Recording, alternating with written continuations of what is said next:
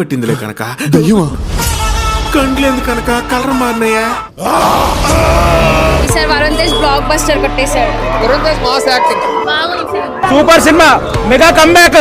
చాలా బాగుందండి. వారినా కమ్బ్యాక్ మూవీది. మెగా ప్రిన్సీ వరుణ్ తేజ్ కొనిదెల హీరోగా యువ కథాయనిక రితికా నాయక హీరోయిన్ గా నటించిన తాజా చిత్రం కొరియన్ కనకరాజు. డైరెక్టర్ మేర్లపాక గాని దర్శకత్వంలో రూపొందుతున్న ఈ సినిమాలో దక్ష నాగర్కర్, సత్య మురళీధర్ గౌడ్ తదితరులు కీలక పాత్రలో కనిపిస్తున్నారు. ఈ చిత్రాన్ని movie creations first fame entertainments బ్యానర్లపై రాజీవ్ రెడ్డి, సాయిబాబా, జాగర్లమూడి సంయుక్తంగా నిర్మించారు. హర్రర్ కామెడీ, యూత్ఫుల్ ఎంటర్టైనర్ అంశాలను మేళవిస్తూ తెరకెక్కించిన ఈ సినిమాకు ఎస్ తమన్ సంగీతం అందించగా మనోజ్ రెడ్డి సినిమాటోగ్రఫీ బాధ్యతలు నిర్వహించారు.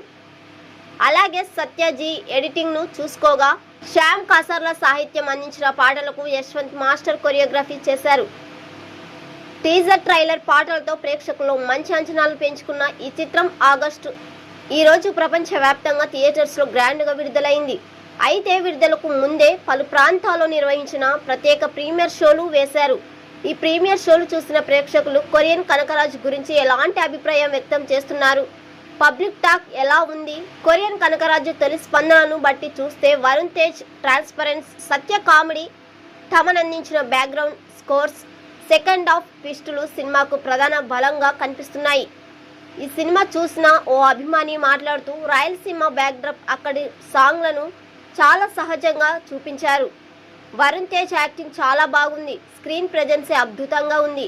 ఇప్పటి వరకు ఆయన చేసిన సినిమాలతో పోలిస్తే ఈ మూవీలో ట్రాన్స్పరెన్స్ పూర్తిగా కొద్దిగా కనిపిస్తుంది. కొత్త కాన్సెప్ట్తో దర్శకుడు సినిమాను తెరకెక్కించాడు. తమన్ సంగీతం సినిమాకు పెద్ద ప్లస్. హీరోయిన్ రితికా నాయక్ కూడా తన పాత్రకు న్యాయం చేసింది. ముఖ్యంగా సత్య కామెడీ టైమింగ్ థియేటర్స్లో మంచి నవ్వులు పూయించిందని ప్రశంసించాడు.